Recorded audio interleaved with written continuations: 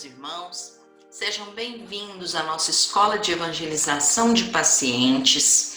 E nós iremos iniciar agora, as nossas aulas do tratamento espiritual, começando com as aulas sobre obsessão. E para nós começarmos a nossa aula, nós vamos fazer a nossa prece inicial. Elevemos os nossos pensamentos a Jesus, nosso Mestre, agradecendo pela nossa vida, pelos ensinamentos benditos, por podermos buscar no seu Evangelho de amor o bálsamo para as nossas almas. Abençoa, Senhor, a nossa aula de hoje, que nós possamos trazer luz aos nossos corações, que nós possamos, através dos esclarecimentos da doutrina espírita, auxiliar no tratamento a nós mesmos, a todos aqueles que estão à nossa volta. Graças te damos, hoje e sempre, Mestre querido. Esteja conosco, que assim seja. Muito bem, para nós começarmos o nosso ciclo de tratamento espiritual, nós vamos estudar um pouco sobre o processo obsessivo, sobre como ele funciona. Então, nós vamos aqui colocar alguns slides para que todos possamos estudar um pouco, sobre como funciona o processo obsessivo, para que nós saibamos como tratá-lo, inclusive. Para a gente começar, nós precisamos entender inicialmente o que são os espíritos, para que a gente entenda como acontece o processo de influenciação espiritual. Então, definição de espírito. Que definição se pode dar dos espíritos? Pode-se dizer que os espíritos são seres inteligentes da criação, povoam o universo fora do mundo material. Essa definição está lá no livro dos Espíritos, na pergunta número 76. E também no livro dos Espíritos vem a seguinte pergunta, pergunta número 149. Que sucede à alma no instante da morte, na morte do corpo? Volta a ser espírito, isso é, volve ao mundo dos espíritos, donde se apartara momentaneamente. Essas duas questões vêm dizer pra gente que os espíritos, como seres inteligentes da criação, no momento em que, desprendidos do corpo físico, depois do desencarne, eles mantêm a sua individualidade, a sua inteligência, todas essas características que lhes são próprias. E aí, para que a gente possa entender como funciona o processo de influenciação espiritual, nós precisamos entender que nós somos espíritos. Só que nós somos espíritos que estamos aqui na Terra, na condição de encarnados. A reencarnação é a volta da alma, o espírito, à vida corpórea, mas em outro corpo especialmente formado para ele e que nada tem em comum com o antigo. Nós precisamos entender isso para que a gente saiba que os vínculos e as relações que nós estabelecemos com as pessoas em encarnações anteriores, elas continuam tendo reflexo na encarnação atual. Sejam vínculos de amizade, sejam vínculos de inimizade, de ódio, que gera ali práticas de vingança, Então, grande parte dos processos obsessivos acontecem por isso, Muitas vezes por causas que estão nas encarnações anteriores. E aí nós precisamos entender, por que isso acontece. Influenciações espirituais. Veem os espíritos tudo o que fazemos? Essa pergunta também está lá no livro dos Espíritos, E os espíritos respondem para o Kardec. Podem ver, pois que constantemente vos rodeiam. Então, nós devemos lembrar que nós estamos constantemente rodeados pelo mundo espiritual, pelos espíritos desencarnados, Sejam eles bons, já elevados, ou sejam espíritos inferiores. Depende do tipo de sintonia que a gente cria. E aí, no livro dos Espíritos ainda, tem a seguinte pergunta. Influenciam os espíritos em nossos pensamentos e nossos atos? Muito mais do que imaginais. Influem a tal ponto que, de ordinário, normalmente, são eles que vos dirigem. Então, nós estamos a todo tempo sujeitos às influenciações do mundo espiritual. E aí, o que determina a qualidade dessas influenciações? os nossos pensamentos e as nossas ações. Assim como nós podemos ser influenciados por espíritos elevados, nós podemos sim ser influenciados por espíritos inferiores. E a qualidade dos nossos pensamentos é o que atrai para junto de nós esses espíritos, essas influenciações.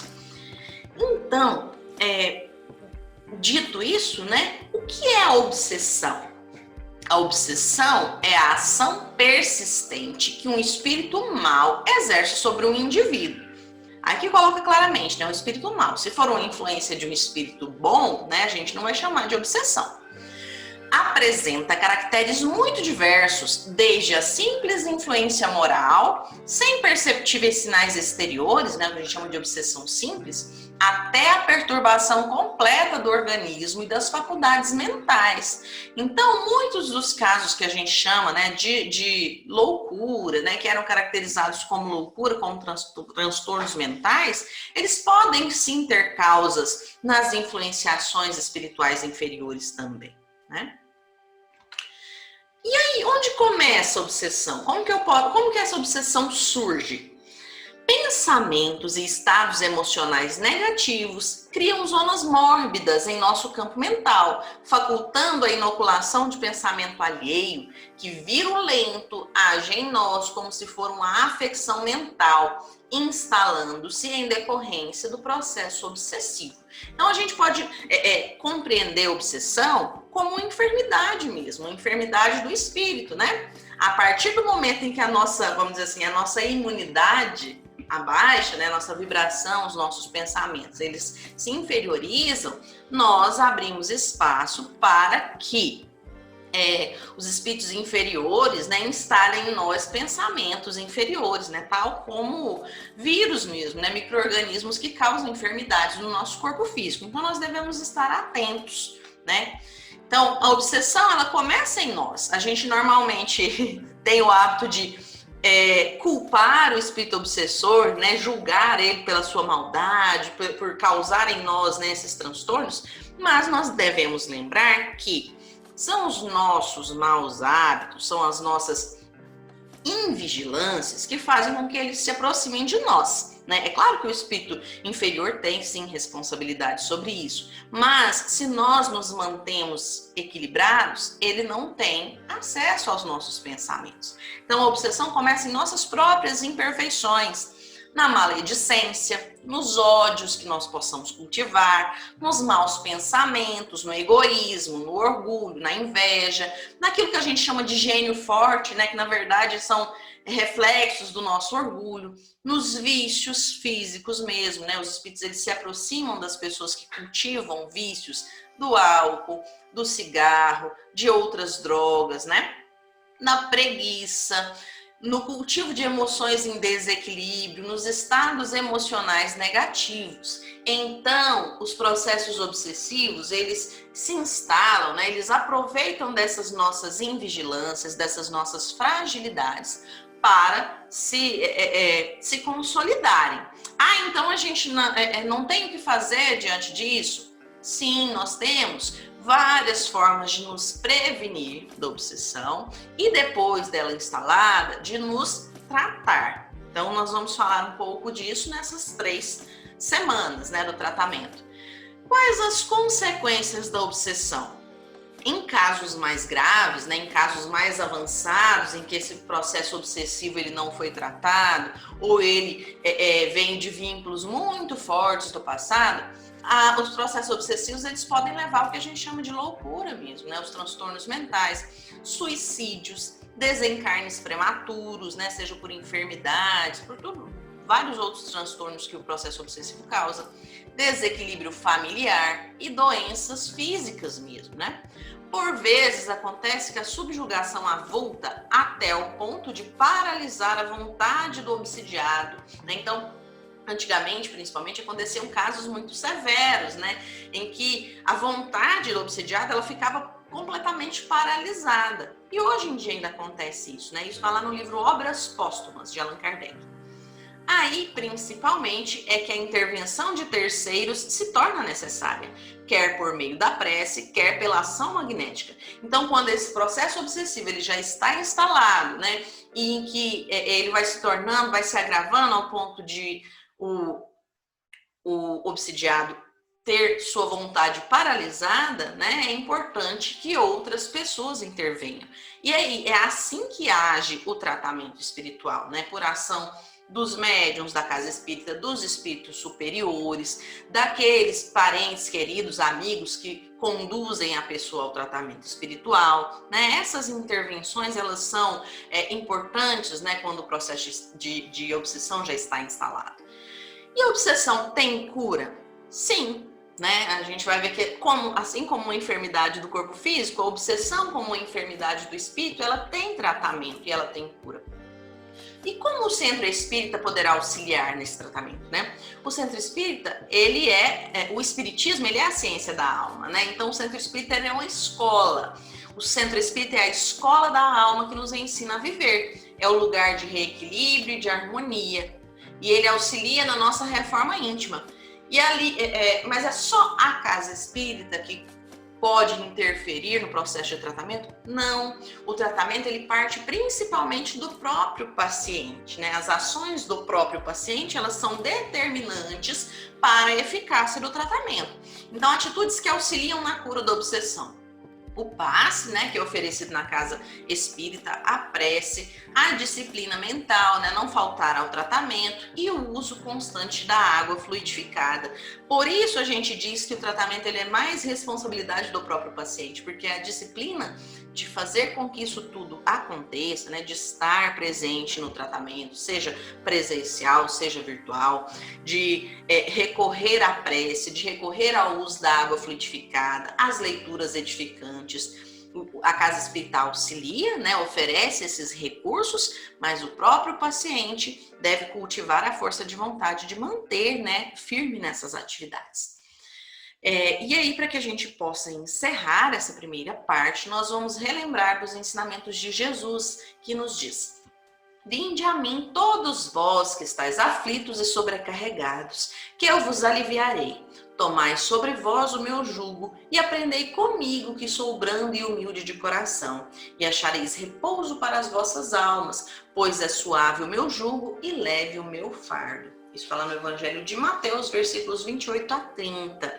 Então, Jesus nos oferece, né, a consolação para o nosso espírito, nos oferece a tranquilidade para a nossa alma. Basta que nós procuremos, né? Então, agora, feitos esses primeiros esclarecimentos, nós gostaríamos de lembrar que nas próximas semanas nós continuaremos o nosso estudo sobre obsessão e agora nós iremos partir, né, para o momento do passe à distância. Então nós vamos colocar aqui um vídeo seguinte e nós pedimos para que você pegue a água, o recipiente com água para ser fluidificado, né? Eleve o seu pensamento, se coloque em condição íntima de receber o amparo do mundo espiritual. Então vamos neste momento, mais uma vez, elevar os nossos pensamentos, agradecidos a Jesus pelos esclarecimentos oferecidos e rogar a Ele que nos ampare e continue nos acompanhando na continuidade do nosso tratamento espiritual. Graças a Deus, que assim seja.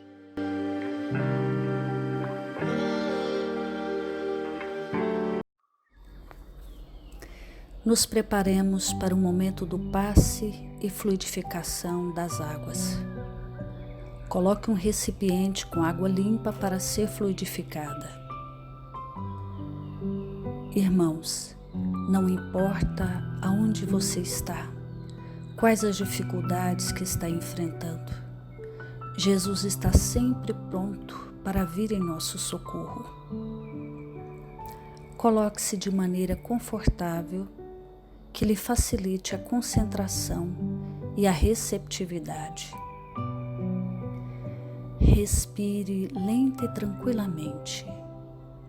Inspire, expire. Inspire, expire. Encha seus pulmões de ar e solte bem devagar. Deixe que energias de tranquilidade e paz penetrem seus pulmões circulem por todo o corpo. Sua alma, em harmonia com o corpo, se sente tranquila e em paz. Mentalizemos a passagem de Jesus. Dia claro, os raios dourados do sol iluminam a paisagem alegre de Cafarnaum. Casario branco, trepadeiras multicoloridas e pássaros saltitantes enchem a paisagem de otimismo. A notícia das curas atraía a multidão dos necessitados. Subitamente Jesus aparece, esguio e belo. A túnica desce-lhe até os pés. Ao pôr do sol, todos os que tinham doentes atingidos de males diversos traziam-nos, e ele, impondo as mãos sobre cada um, curava-os. Assim narra o evangelista Lucas. Mentalize Jesus se aproximando de você. Ele impõe as mãos amigas sobre a sua cabeça. Perceba que de suas generosas mãos caem uma cachoeira de águas claras e puras, vindas do seu amor a te banhar. Derramam-se em sua cabeça, descem pelos ombros, banham todo o seu ser, te trazendo paz, serenidade, equilíbrio. Limpam todas as impurezas e te pacificam. Sinta estas águas te banhando, limpando. Respire. Mentalize agora Jesus como sol diante de você. Sua luz, seu calor te envolvem. Sinta as energias curadoras que emanam do Cristo em sua direção. Ele ouve as suas preces. Confie nele.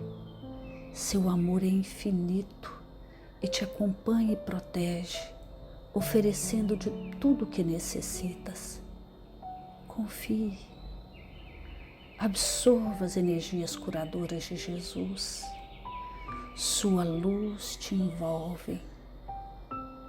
Sinta essas energias percorrendo todo o seu corpo. Sinta-se fortalecido e em paz. Senhor Jesus, divino amigo, estende as tuas mãos generosas, Senhor, e transforma estas águas em remédio para os nossos males físicos e espirituais. Guarda-nos, Jesus, em sua paz. Estende as vibrações de amor em benefício do meu lar, Senhor. Que aqui possa reinar a paz, a saúde, a tranquilidade. Nós lhe rendemos graças, Jesus. Fica conosco hoje e sempre. Graças a Deus. Faça uso da água fluidificada.